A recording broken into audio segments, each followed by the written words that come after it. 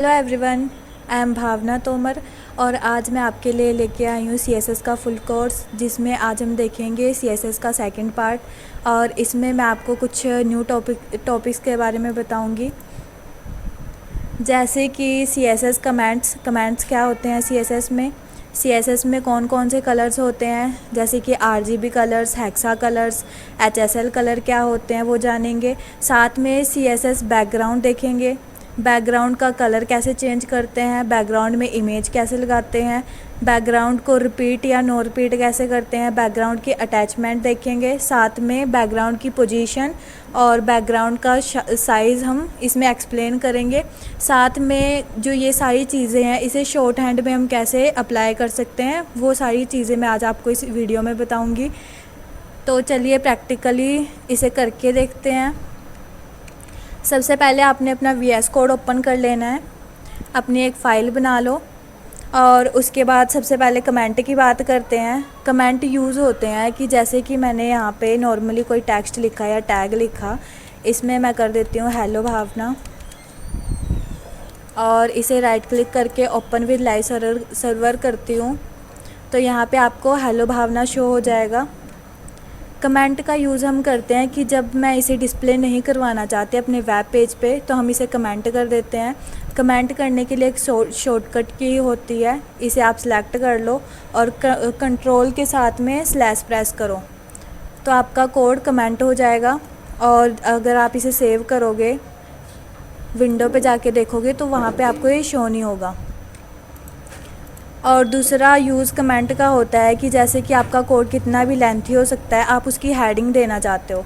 जैसे कि मैंने एक हेडर बनाया, उसके अंदर एक नैव टैग लगाया, ये हमारा हेडर है। आप एक्सप्लेन करना चाहते हो कि ये हमारा हेडर है, तो आप उसके लिए भी कमेंट का यूज़ कर सकते हो। जैसे मैं यहाँ पे लिख देती हूँ दिस इज़ माई हेडर और इसे कर देते हैं कमेंट आउट, तो आपको साफ साफ पता चल जाएगा कि हमने यहाँ पे हेडर बनाया है। एक्सप्लेन करने के लिए कमेंट का यूज़ होता है। उसके बाद बात करते हैं बैकग्राउंड की।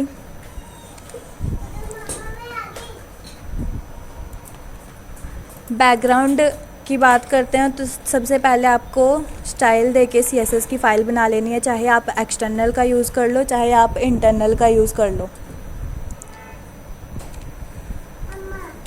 हम यहाँ पे बॉडी में बैकग्राउंड अप्लाई करेंगे, तो बॉडी टैग लिया। आप बैकग्राउंड इमेज कहीं पे भी लगा सकते हैं, आप बैकग्राउंड कहीं पे भी यूज़ कर सकते हो। जैसे कि सबसे पहले बैकग्राउंड कलर की बात करते हैं। मैंने यहाँ पे दिया रेड कलर या ब्लू कलर का यूज़ कर लेते हैं। सेव किया। जब तो सबसे पहले बैकग्राउंड इमेज लगाने के लिए हमें इमेज डाउनलोड करनी पड़ेगी। सबसे पहले क्रोम पे चले जाओ। यहाँ पे एक साइट होती है पिक्सेल्स फ्री इमेजेस नाम की, जिससे हम कोई भी इमेज फ्री में डाउनलोड कर सकते हैं। इस पर क्लिक करना है। यहाँ जाके आप उसे जो भी आप इमेज लेना चाहते हो उसे सर्च कर लो। जैसे कि मैं कोड नाम की इमेज लूँगी। यहाँ पे जैसे कि एक इमेज है, फ्री डाउनलोड किया। डाउनलोड करने के बाद आप इसे ड्रैग करके अपने वीएस कोड पे भी ले जा सकते हो और यहाँ पे पेस्ट कर दो। अगर आप ये नहीं करना चाहते तो आप फाइल मैनेजर पे जाके इसे कॉपी पेस्ट कर सकते हो अपने फ़ोल्डर पे। रीनेम कर लेते हैं, इसका नाम रख लेते हैं code.jpg।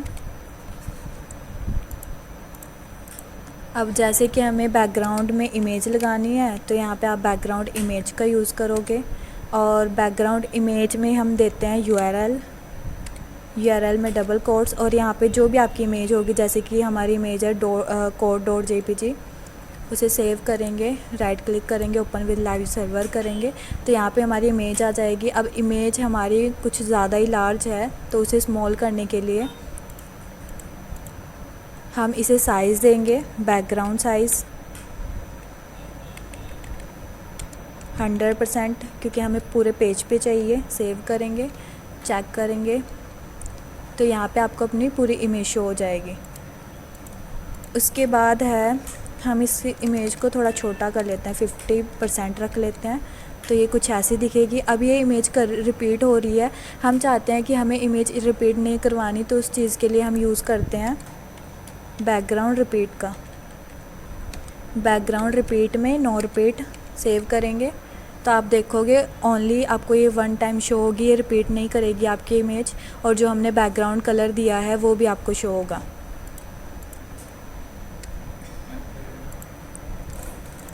इसके बाद हम कुछ टैग्स ऐड करते हैं, जैसे कि एक पैराग्राफ, यहाँ पे हमने लोरम लिखा। अगर आप लोरम को मल्टीप्लाई करते हो, जैसे मैंने 10 से किया, मैं 100 से करती हूँ, तो उतने लाइंस का आपके पास कोड आ जाता है। इसे फॉर्मेट करेंगे अच्छी फॉर्मेट के लिए।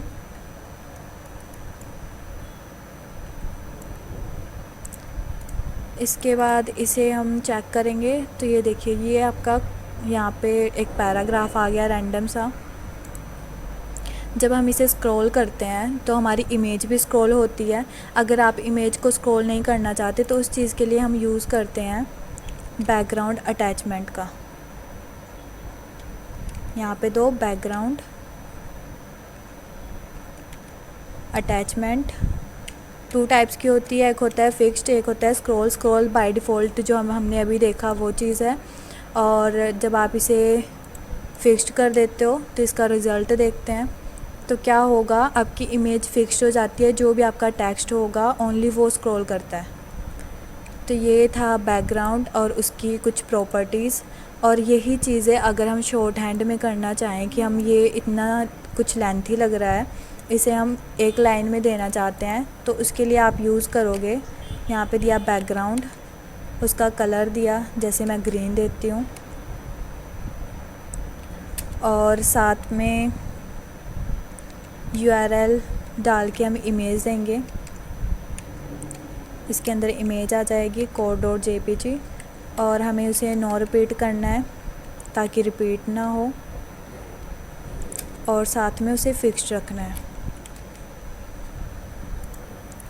इसके अलावा सिर्फ आपको बैकग्राउंड साइज़ अलग से देना पड़ेगा, जैसे कि हम 50% रख लेते हैं। सेव किया, इसे चेक करोगे तो ये आपको सेम ही दिखेगा। तो आप ऐसे शॉर्ट हैंड में दे सकते हो। एक चीज़ रह गई है, बैकग्राउंड पोजीशन होती है कि आप कहाँ पे अपनी इमेज चाहते हो, जैसे कि मुझे देना है राइट में, या तो आप लेंथी करके लिखना चाहते हो तो आप ऐसे भी दे सकते हो। बैकग्राउंड पोजीशन जैसे मुझे राइट में देनी है, टॉप में, तो यहाँ पे राइट दो, टॉप दो, सेव किया, तो वो राइट के टॉप में आपकी इमेज चली जाएगी। ऐसे ही आप बॉटम में देना चाहते हो या लेफ़्ट में देना चाहते हो, जहाँ पे भी आपकी इमेज देना चाहते हो आप दे सकते हो। अगर आप एक लाइन में लिखना चाहते हो तो उसके लिए पहले तो इसे कमेंट आउट करेंगे। दूसरा है, यहीं पे फिक्स्ड के बाद आप उसे दे सकते हो यहाँ पे, जैसे कि मुझे राइट में रखनी है तो राइट का टॉप में यहाँ पे दे दूँगी। सेव किया तो ये इमेज राइट के टॉप में आ जाएगी। तो ऐसे आप बैकग्राउंड का यूज़ कर सकते हो। और कमेंट के बारे में जो भी मैंने आपको इस वीडियो में बताया, तो आपको ऐसे अप्लाई करना है। बाकी टॉपिक्स हम नेक्स्ट वीडियो में देखेंगे। आज के लिए इतना ही। Thank you so much guys.